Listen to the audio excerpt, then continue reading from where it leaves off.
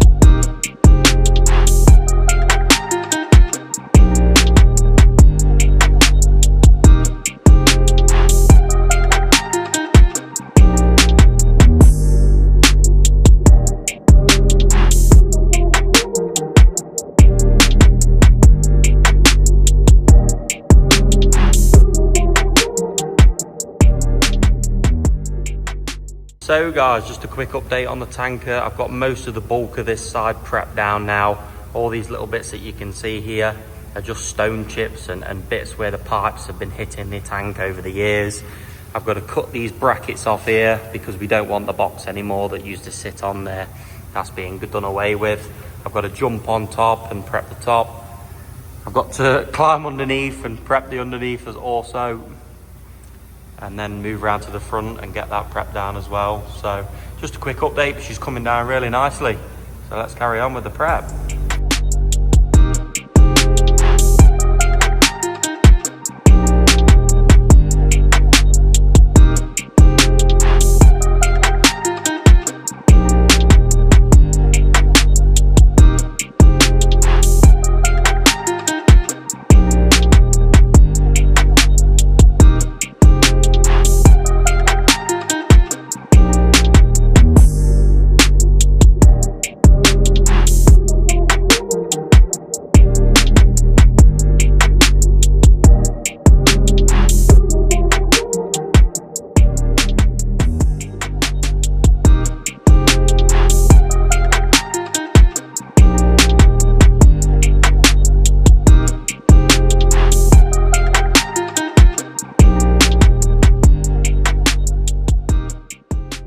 Okay guys, quick update on the tank. Saturday morning, I've got both sides fully prepped down now, from top all the way to bottom.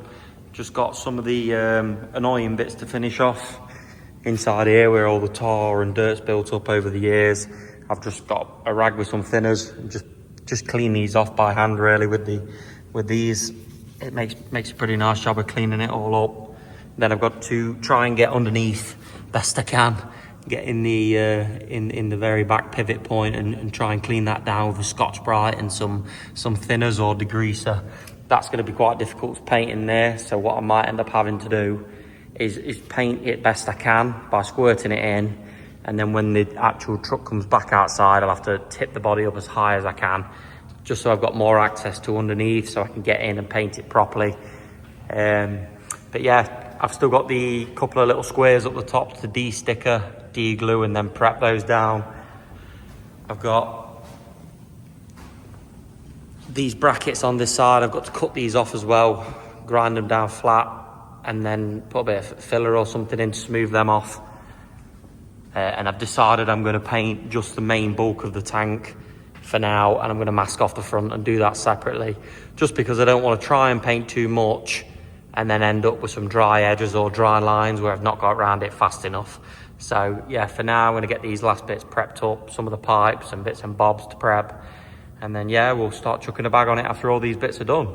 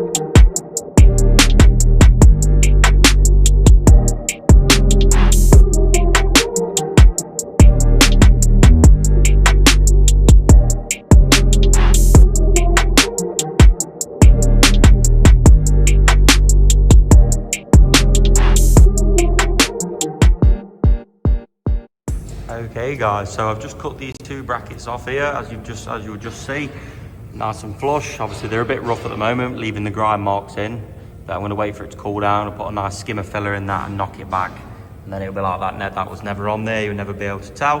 I've got the same to do on this bracket here, and I've got a few bits to clean up, like this ram and this square here, take the stickers off. But yeah, the prepping's coming on really fast so far. It's come down really nice. I've got a few bits to finish off around here, and then she'll nearly be there for the prep side. So yeah, after that we'll move on to the masking, start getting it bagged over.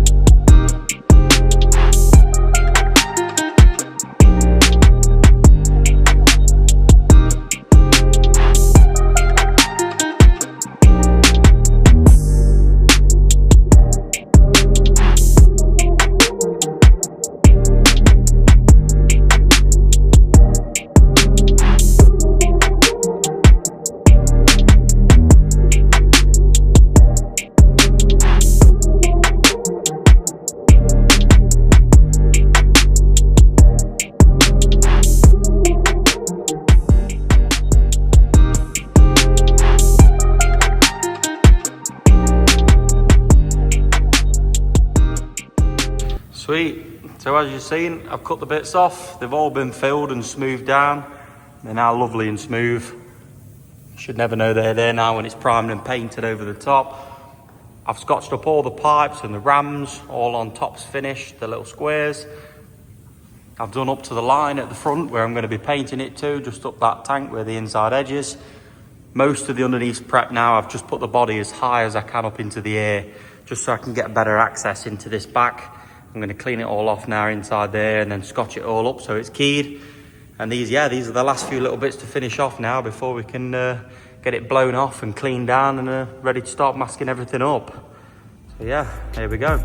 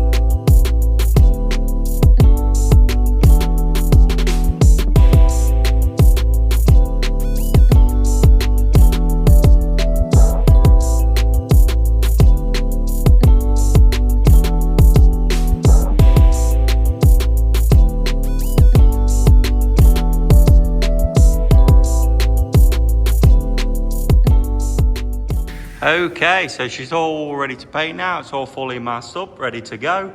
What I'm just going to do now is I'm just going to go around it with an air line with a blower in the end, blow all the loose dust off all the body from top to bottom. Then I'm going to go around it with some degreaser on some blue roll just to clean any of the oils and stuff off that's left on the body. Then I'm going to go over it twice with a tack rag, and the next thing you'll see is it's time to start putting some primer on. So let's get it.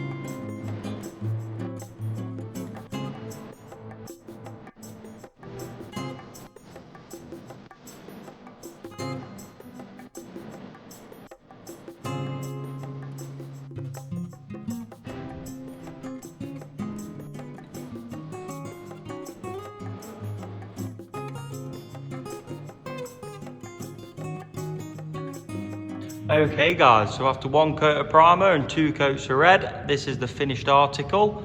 It's come out absolutely stunning. And I've always loved painting tanks. A few years ago, when Enver bought out Oakwoods, we painted all of Oakwoods tankers into Enver green, and you can just achieve such a nice finish on a tank. You can really get a nice finish. But yeah, for now, this is going to be the end of part 2 on the tanker.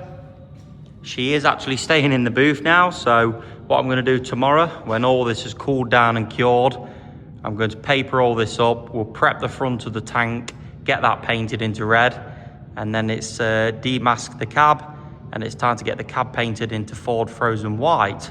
So if you like seeing me do what I do, and you'd like to see more, subscribe to the channel, drop me a like, and let's get ready for the next one.